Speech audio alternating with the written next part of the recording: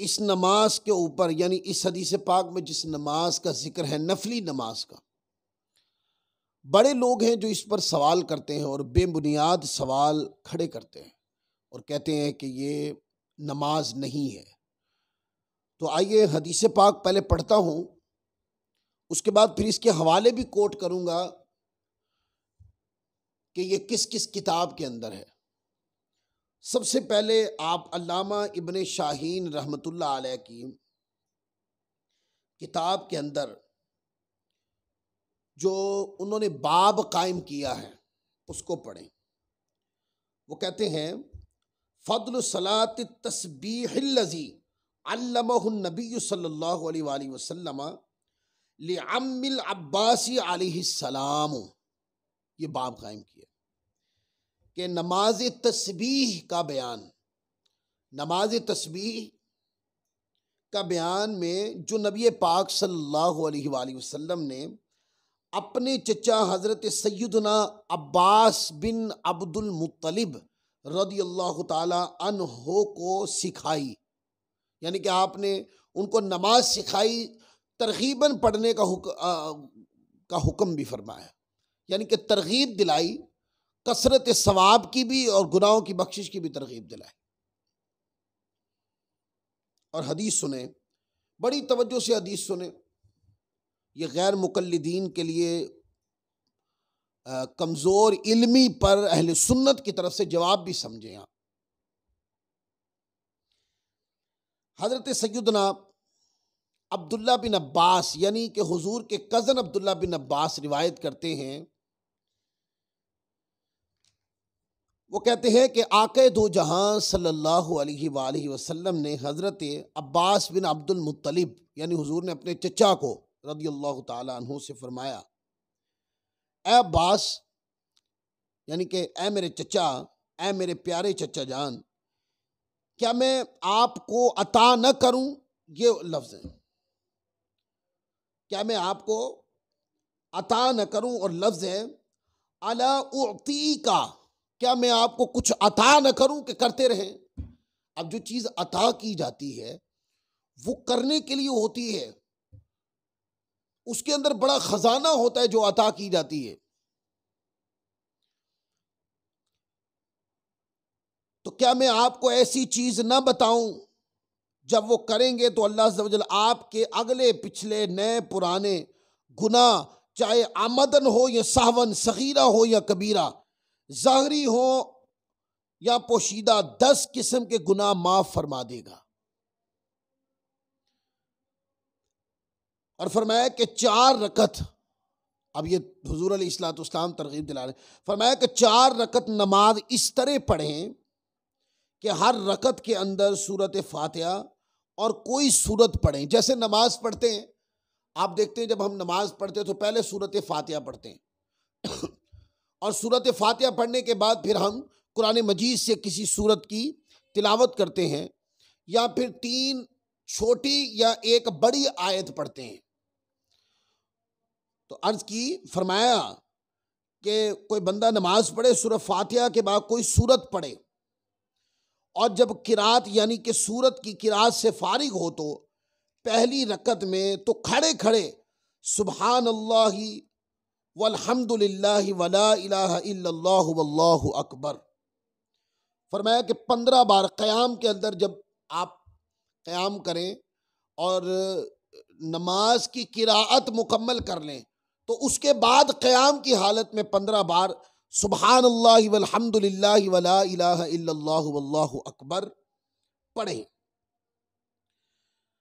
और फरमाया और रुकू की हालत में 10 मरतबा इन कलिमात को पढ़ें, फिर रुकू से सर उठाकर 10 मरतबा इनको पढ़ें, फिर सजदा में 10 मरतबा इन कलिमात को पढ़ें, फिर सजदे से सर उठाकर 10 बार पढ़ें, फिर दूसरे सजदे में 10 बार पढ़ें, फिर सर उठाकर 10 बार पढ़ें।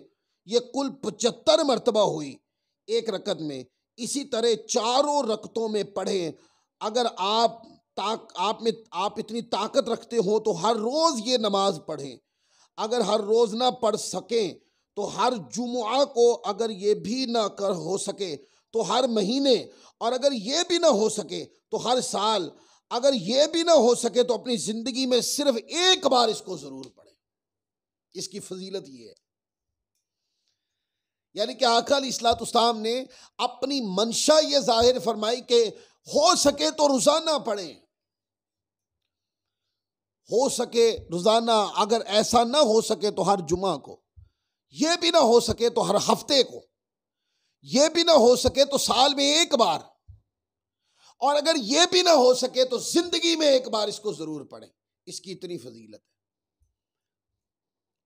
अब यह रिवायत है, जब आप देखते हैं फजीलत की रातें आती हैं, 15वीं शाबानुल मुअज़्ज़म की रात आती है और मिराजुन नबी की रात आती है, मीलादुन नबी हुजूर की विलादत पाक का दिन आता है, या 10 मुहर्रमुल हराम की रात आती है, या फिर रमज़ानुल मुबारक के अंदर मोतकिफ़ीन मस्जिद के अंदर एतिकाफ करते हैं, या फिर सारा रमज़ान में रात को इबादत करने वाले ये नमाज तस्बीह कहते हैं, इसको सलातुत तस्बीह कहते हैं।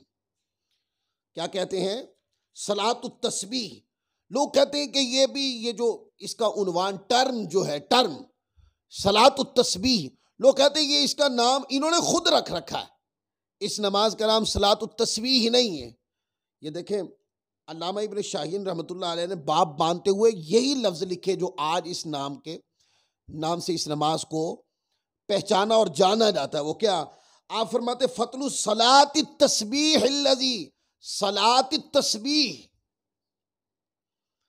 अब एक तो ये पता चल गया इस नमाज का नाम क्या है, सलातुत तस्बीह है, और दूसरा ये कि ये बाद लोगों की तरफ से ये है, गैर मुकल्लिदीन की तरफ से बहुत ज्यादा इस पर जोर है, और वो कहते हैं कि ये तो किसी हदीस में नहीं है, ये अपनी तरफ से नमाज बनाई हुई है फलां।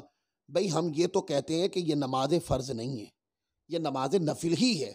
पर अगर कोई ये कहे कि ये नमाज नफिल सुन्नत नहीं है आका अलैहिस्सलाम की, तो ये जुमला गलत होगा, क्योंकि ये तो हदीस पाक के अंदर आई है।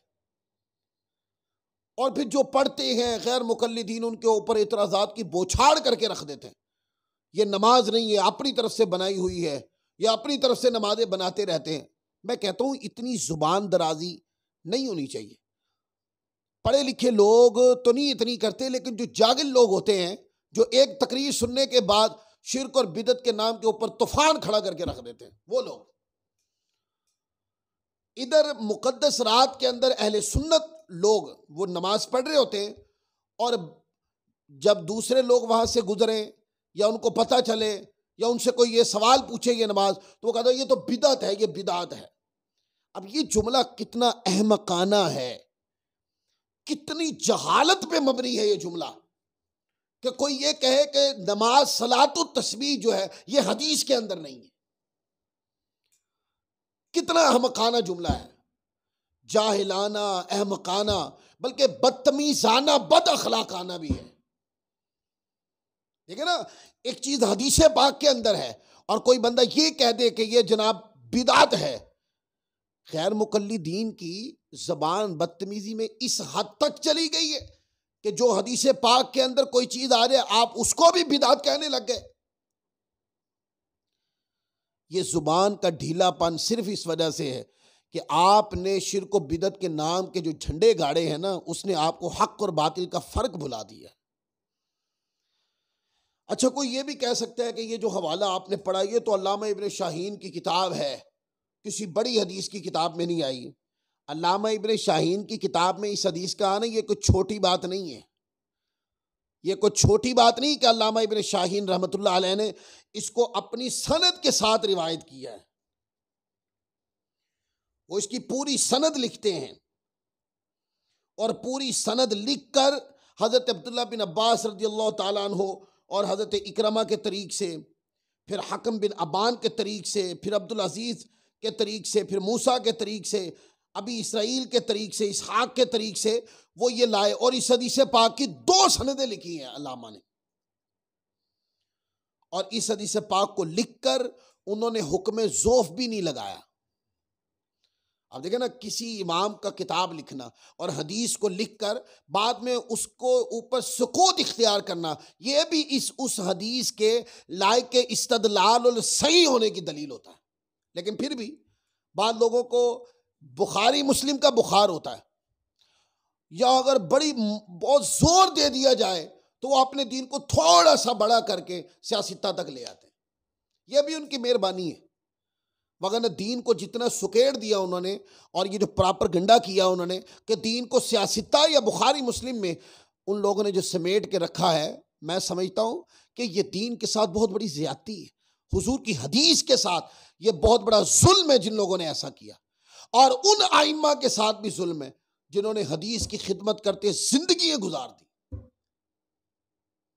इमाम बुखारी के असातिज़ा को क्या पता था, या इमाम बुखारी को इस बात का क्या पता था कि मैं जब बुखारी लिखूंगा और 1000 साल कमो बेश जब गुजर जाएंगे, उसके बाद ऐसे भी लाइलम निकट्टू इलम के आएंगे कि जो मेरे उन असातिज़ा की किताबों का इनकार कर देंगे जिनसे मैं हदीसें लेता हूं, या जिन्होंने बाद में मुझसे हदीसें रिवायत की हैं, लोग उनकी किताबों को तर्क कर देंगे। तो अगर इमाम बुखारी आज के दौर में जिंदा होते तो इमाम बुखारी का फतवा गैर मुकल्लिदीन के ऊपर बड़ा जाबिराना मुतशद्दिदाना होता। इस हदीस पाक को उठाएं, ये सुनने अबी दाऊद के अंदर भी ये रिवायत है, सियासता की किताब है, किताब तत्वो, और उन्होंने पूरा बाब बांधा है, बाबू सलात तस्बीह, ये बाब बांधा है इमाम सुनने अबी दाऊद के अंदर इमाम अबू दाऊद सिजिस्तानी रहमतुल्लाह अलैह ने। फिर आगे चलें, इसको इसी रिवायत को फिर इमाम तिरमिज़ी रहमतुल्लाह अलैह ने अबवाबुल वितर के अंदर भी रिवायत किया है, और उन्होंने भी यही बाब बांधा, बाबू मा जा फी सलात तस्बीह का बाब बांधा उन्होंने। फिर इसी तरह अब मैं तीसरा वाला सियासता से कोट कर रहा हूं, तीसरा वाला सुनन इब्ने माजा के अंदर भी ये रिवायत मौजूद है, और उन्होंने भी सुनन इब्ने माजा के अंदर वो बाब बांधते इमाम, बाबू मा जा फी सलात तस्बीह, हदीस नंबर 1386, और इमाम तिरमिज़ी जब लाए तो इमाम तिरमिज़ी की हदीस नंबर है 486, और ये सुनन अबी दाऊद की हदीस नंबर 1997। अब बताइए, सियासता को तो आप मानते हैं ना, सियासता के अंदर सलात तस्बीह की पूरी रिवायत मौजूद है, जिसको हजरत अब्दुल्ला बिन अब्बास ने खुद रिवायत किया, और आका अलैहिस्सलाम ने यह नमाज अपने चचा हजरत अब्बास बिन अब्दुल मुत्तलिब को खुद सिखाई है।